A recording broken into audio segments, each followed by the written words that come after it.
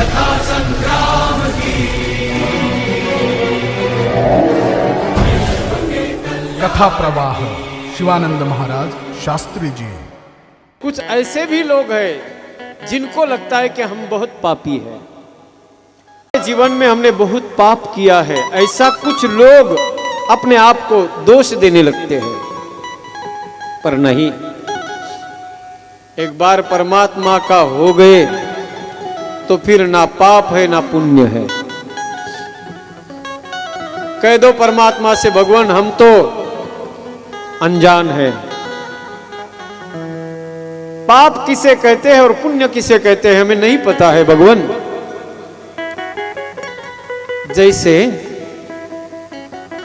जैसे गाय बछड़े को जन्म देती है, आप और हम सब लोग कौन है? उस परमात्मा के, उस शिव के अंश है हम सब लोग। ईश्वर अंश जीव अविनाशी, चेतन अमल सहज सुखराशि। परमात्मा शिव है और उस शिव ने बनाए हुए जीव हम लोग हैं, हम उसी के हैं। क्यों हमें भगवान भोलेनाथ प्रिय लगते हैं? क्यों ऐसे लगता है कि ये भोले बाबा हमारे हैं? जिन भोले बाबा का और हमारा दिल से कुछ ना कुछ तो संबंध है, लगता है कि नहीं? ऐसे क्यों लगता है पता है? क्योंकि हम उनके अंश हैं। ममैव अंशो जीवलोके जीवभूतः सनातनः।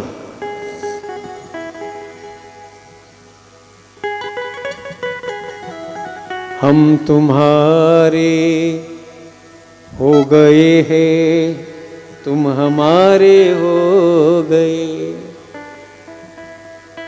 हे प्रभु, हम आपके हैं और आप हमारे हो। एक बार इतना कह दिया, खत्म हो गया सब। ना पाप की चिंता ना पुण्य की चिंता। बछड़ा बन के जियो बछड़ा।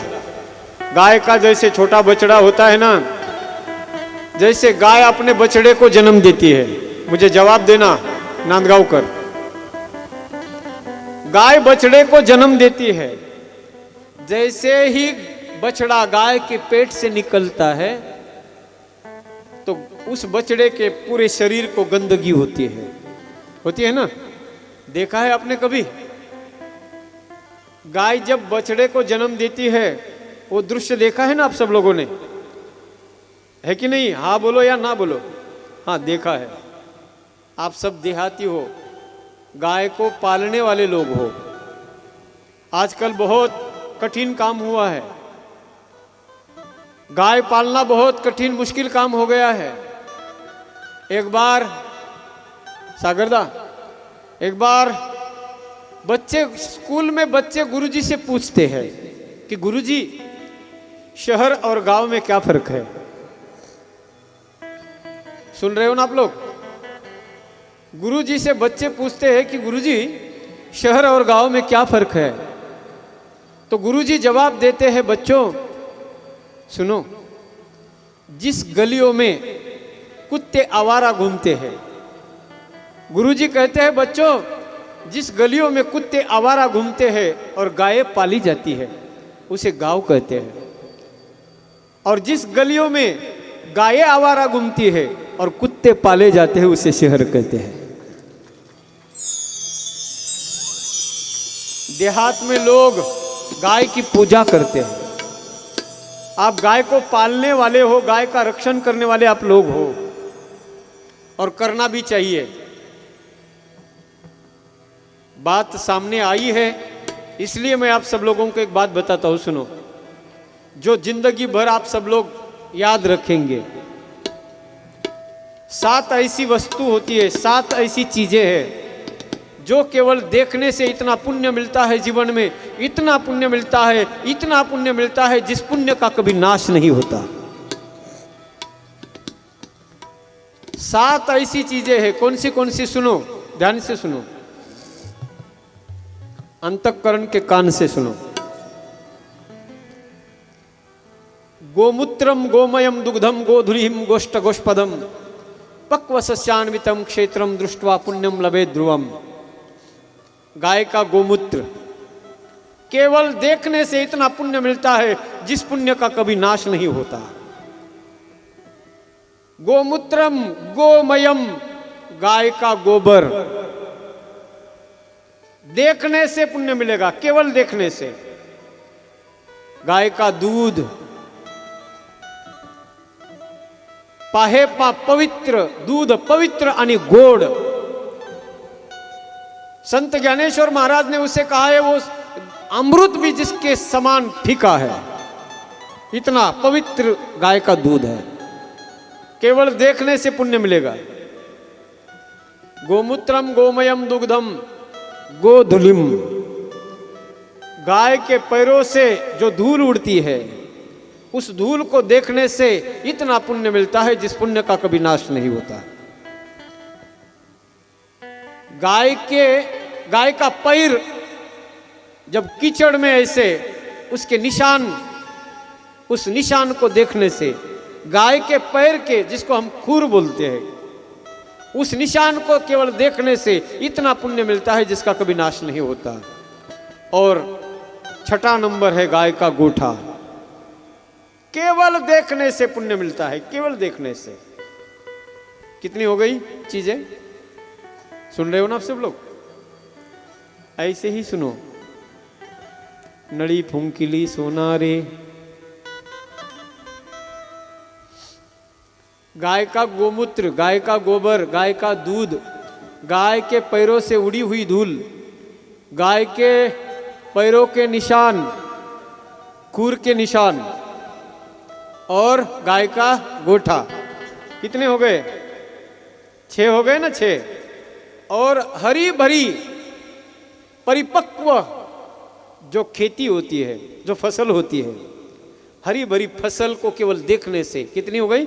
7। ये 7 चीजें केवल आंखों से आप देखोगे तो इतना पुण्य मिलता है जिस पुण्य का कभी नाश नहीं होता।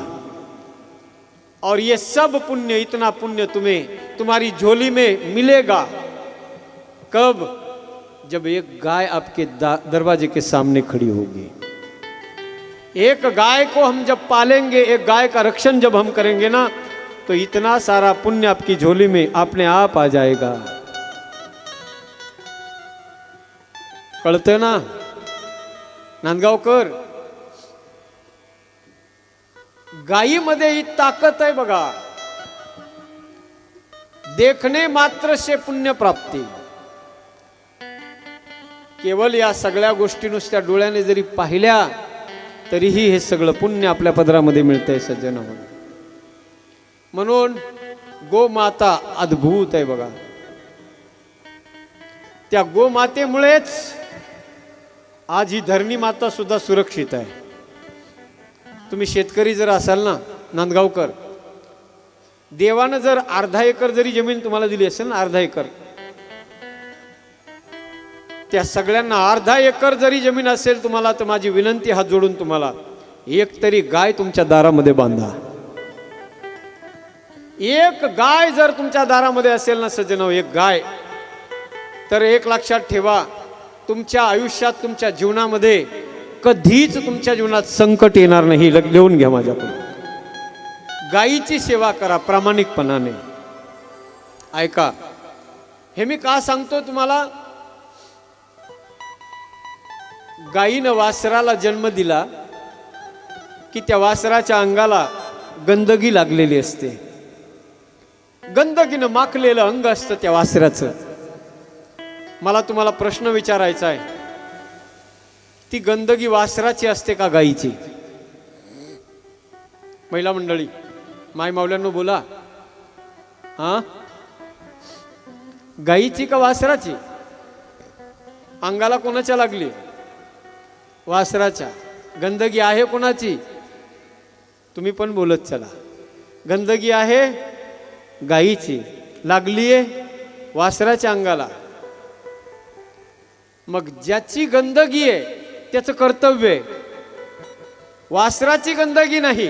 म्हणून गायीनं वासराला जन्म दिला, की ताबडतोब ती गाय त्या वासराला आपल्या जिभेनं चाटून त्याला शुद्ध करते, पवित्र करते सज्जन. तसं त्या भगवान परमात्म्याला म्हणा, हे देवा, आमच्यामध्ये जर काही वाईट गुण असतील, जर आमच्याकडं काही जर पाप असेल ना देवा, काही वाईट कर्म आमच्या हातून घडले असतील, तर ते आमचा दोष नाही, तो तुझा दोष म्हणून तू त्याला शुद्ध पवित्र करून टाक. पण त्याच्यासाठी सरेंडर व्हावं लागतंय. त्याच्या दारात जाऊन शरणागता वज्रप्रंज, शरण झाले गेल्याशिवाय तो परमात्मा स्वीकार नाही करत सज्जन होऊन. आणि शरण जे जातात ना माझ्या भोलेनाथाला, त्यांच्याच जीवनाचा बेडा पार करण्याचं काम माझा भोला करतो सज्जन हो. आणि त्याच भोलेनाथाची दिव्य पवित्र कथा आज आपण इथे ऐकतो आहोत.